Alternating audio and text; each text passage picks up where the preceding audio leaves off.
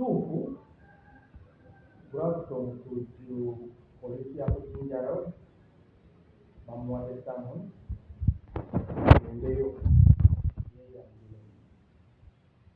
kigambibwa nti bamuwa ssente ogenda okupafominga naye teyagendayo oliyawo namusiikira ssente simu ye baga Grafton talina mmere nzekaanya ssente bamaze okukaanya ssente namusiikira ki nzekaanya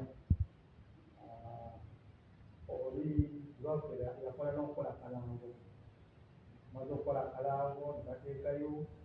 ne batambula ne bagenda mu kifo okulinda Grafton okujja naye Grafton yakola ki yagendayo okukola ki okukola